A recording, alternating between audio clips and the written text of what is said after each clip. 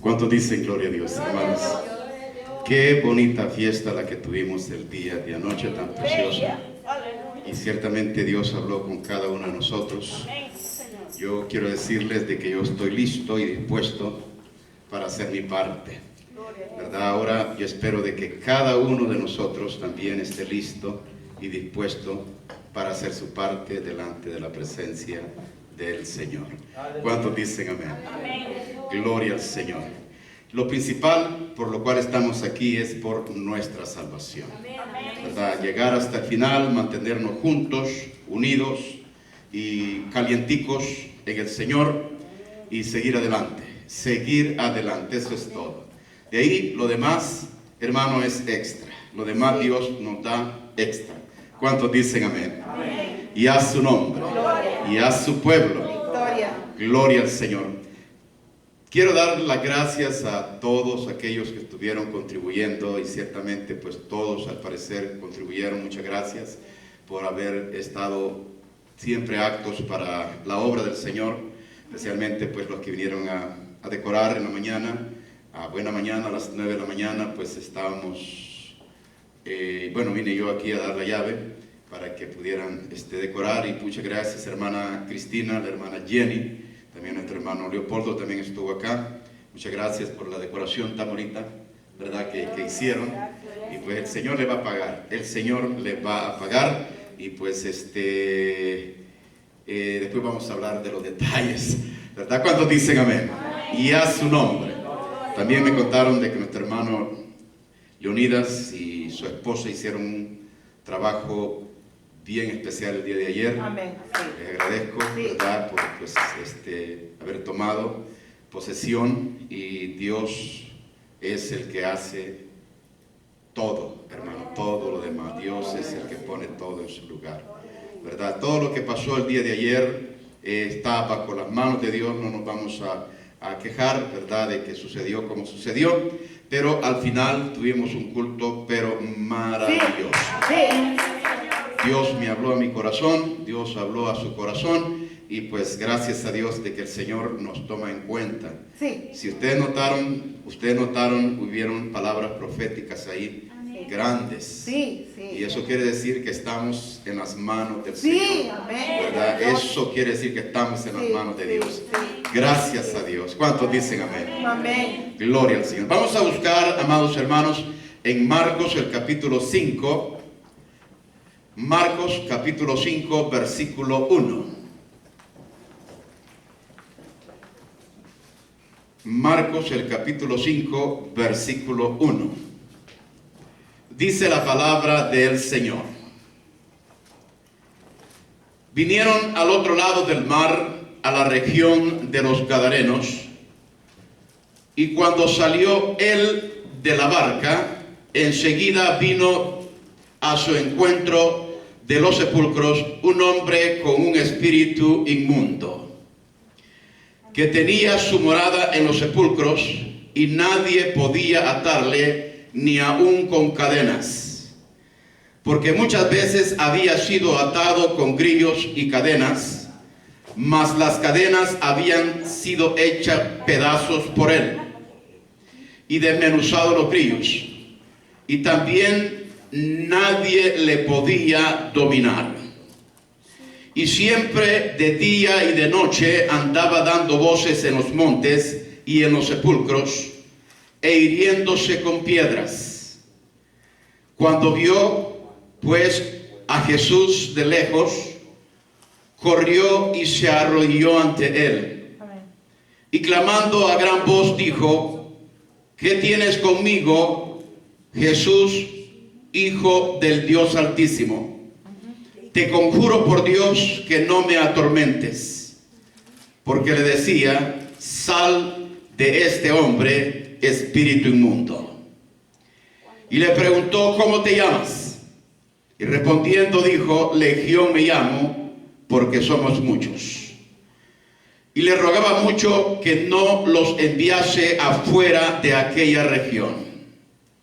Estaba ahí cerca del monte un gran hato de cerdos paciendo, y le rogaron todos los demonios, diciendo: envíanos a los cerdos. para que entremos a ellos. Vamos a orar. Padre, te damos gracias por esta gran oportunidad que me da de estar aquí delante de la presencia de tu pueblo, tus hijos. Señor, dando tu palabra conforme tu voluntad preciosa, alimentando nuestros corazones, Señor, para poder seguir adelante y llegar a ese día tan glorioso que tú tienes preparado para nosotros, tus hijos. En el nombre de Jesús. Todos digamos en el nombre de Jesús. Pueden sentarse, amados hermanos. Meditando en la palabra del Señor, se me vinieron muchas cosas a la mente de cómo Jesús llegó a ese lugar donde los gadarenos, según entiendo la palabra de Dios, el Señor no había estado anteriormente en ese lugar. Y también me doy cuenta que era la costumbre de esos tiempos trasladarse de una ciudad a otra a través de una embarcación, lo cual encontramos al Señor haciéndolo, especialmente aquellas ciudades que estaban a la orilla del mar de Galilea. Había muchas ciudades y había muchos lugares también donde podían llegar y, por decirlo, estacionar ahí su bote, ponerlo a un lado. Y con seguridad el Señor iba dirigiendo a sus discípulos a ese lugar, llevándolos a Gadara, que fueran a la orilla, particularmente ahí donde el Señor llegó. Él, con toda seguridad, Él los dirigió a ese lugar específico. Lo que yo entiendo y creo de que el Señor ya había planeado, el Señor ya llevaba en su mente el estar ahí en ese lugar.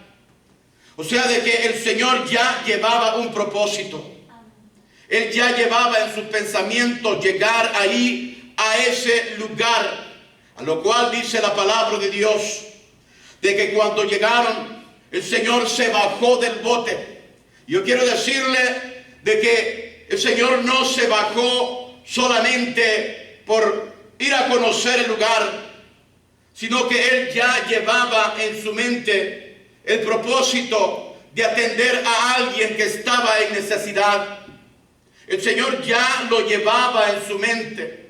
Ya estaba dentro de su mente el encuentro con el endemoniado gadareno.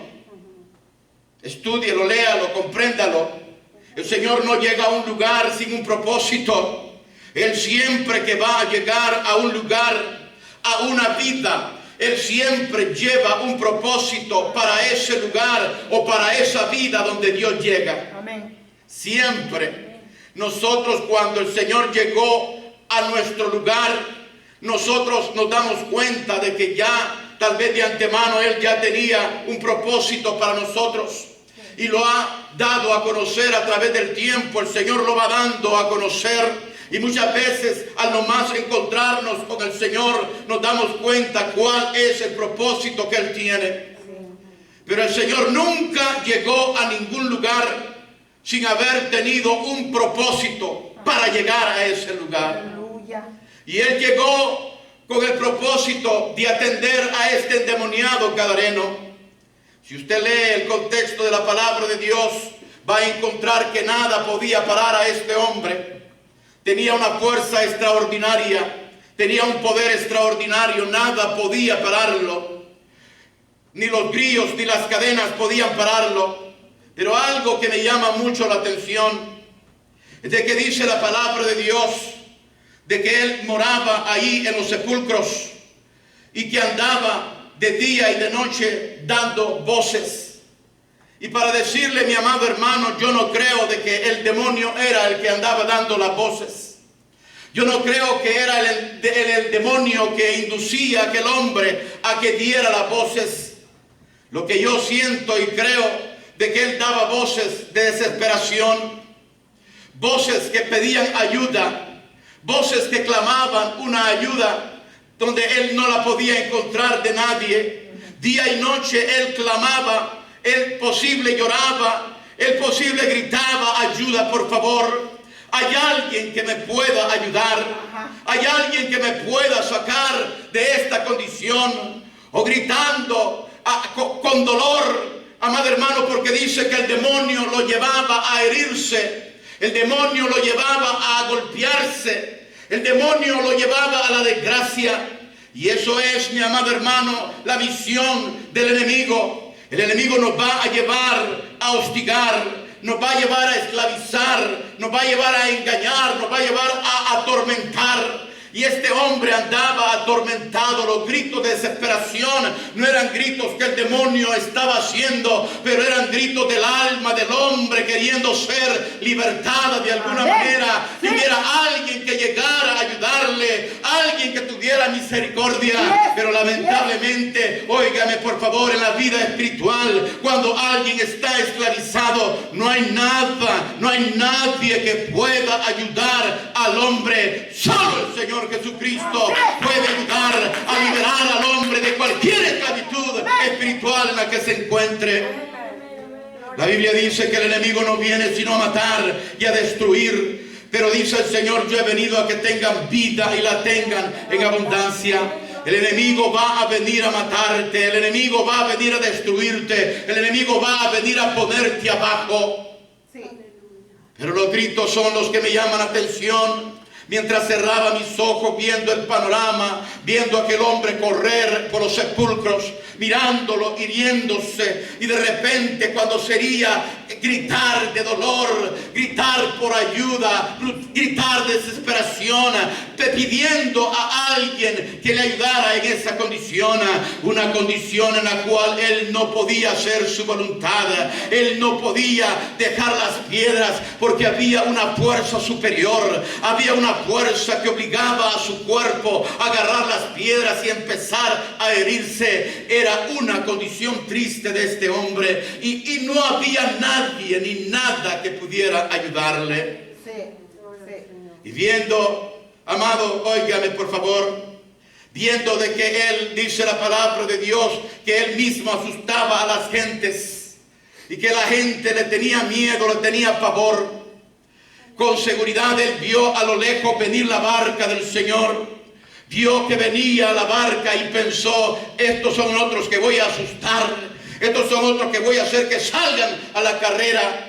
Y cuando el Señor se baja de la barca, hay algo allí en lo espiritual que sucede.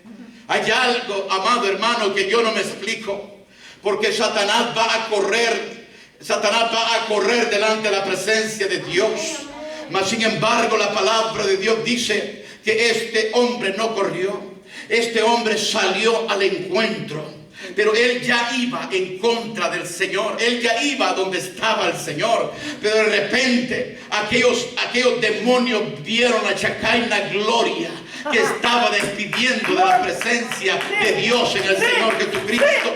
De repente aquellos endemoniados, me imagino que pararon en seco, pusieron los frenos en seco y pararon en seco, y vieron aquella presencia que estaba emanando en el cuerpo del Señor Jesucristo.